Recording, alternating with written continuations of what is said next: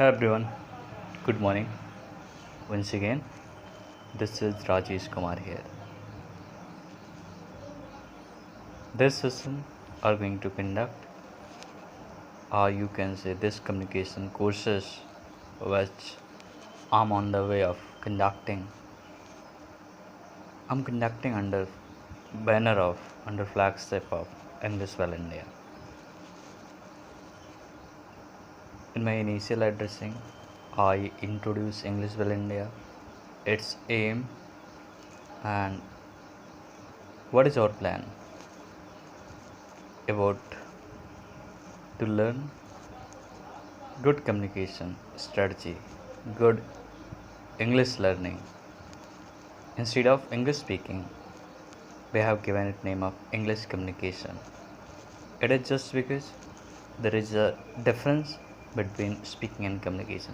Ultimately, communication cover overall personality, which the individual needed for growth and prosperity in their life. So let's start. It is somewhat first official class of English Well, because just for prior than start speaking we have to know some basic fundamentals of English, which is very essential.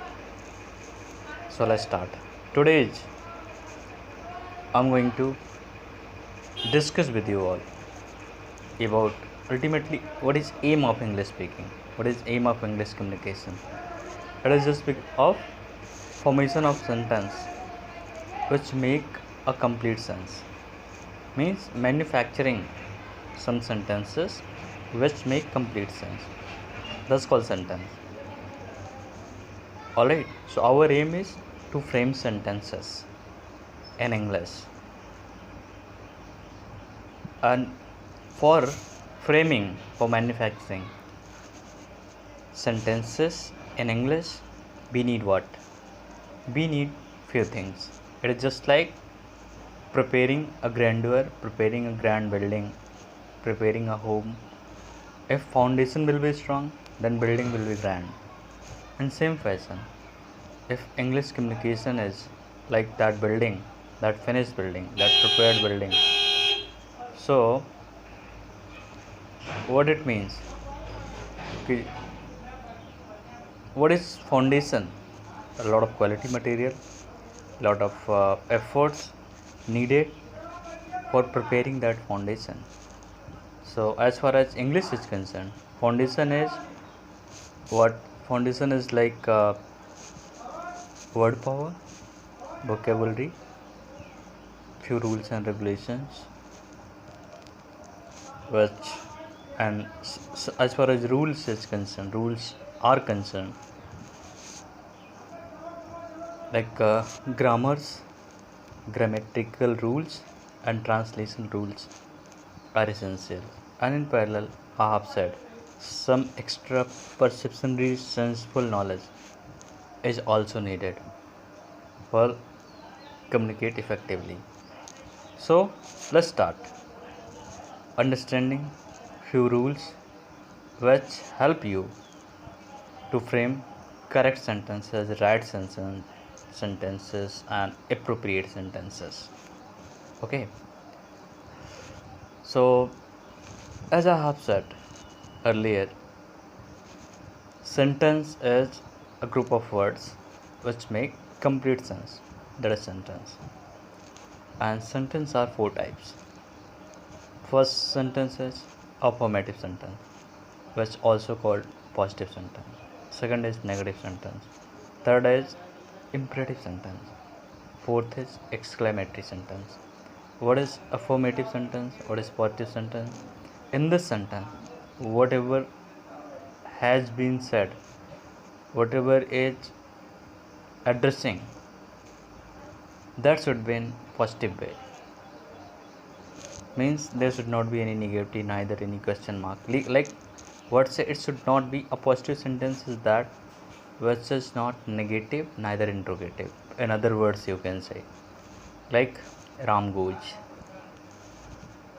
Shyam goes, Sita plays. All these are positive sentences. And second thing is negative sentence. If not or no enter in scene, then it will be treated as a negative sentence. Ram does not go. Ram doesn't go. Sita don't play. They are not going. So all these are negative sentence. And third is imperative. And the imperative sentences, those sentences in which order and request has been granted. So if something is ordering or requesting, it will come under imperative sentences.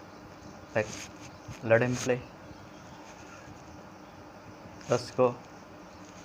All these are imperative sentences.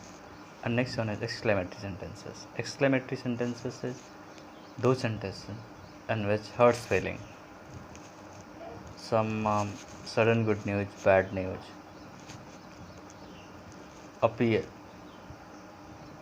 come under exclamatory sentences. Like, oh my god, she has lost her father almost a month ago. In this sentence, somewhat in a hurt feeling, oh god, sadness appeared. It come under exclamatory sentences. In the next sentence, not sentence, and my next instance, my next example, it is like, wow, Virat Kohli scored a ton in Jamshedpur match. It is, some joy. Okay, you suddenly, it appeared, you don't know prior, you recently come to know you have scored a ton, and it was very prestigious, might have give sort of pride in you, sort of happiness you, and parallel, some sort of in some time, it is when encouragement come in scene, then also is become part of exclamatory sentences. Like, wow, you are going to participate in that event. So all these are exclamatory sentences. So I'm sure now you people have understand what is sentence and how many types of sentences are there. And next, move to next stage.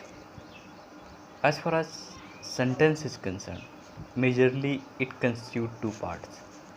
First is a subject part and second is predicate part. So as far as subject part is concerned, it get classified into two parts. One is qualifier or enlargement, and second part is head word or main word. You don't need to put much emphasis what I'm saying. You just right now, you just understand what I'm saying. You just somewhat have a focus on what I'm saying instead of going in much depth. If you're not able to understand, if you're able to understand things, then well and good. And after classification of subject and what enlargement and was the head word or main word, then these two divided parts are also get classified into few. Head word or main word will remain same, it is not going to further classify, but as far as enlargement or qualifier is concerned, it will further get classified in few parts. Like, it will be somewhat an determiner, then adjective and adjective phrase. It could be, it's not necessary condition, it depends on type of sentence, rule of sentence which is appearing in front of you, but it is. So finally, once again I would like to repeat it. Subject and predicate, that is part of sentence. So as far as subject is concerned, it is classified into enlargement, qualifier, both are same, and as well as in head word or main word.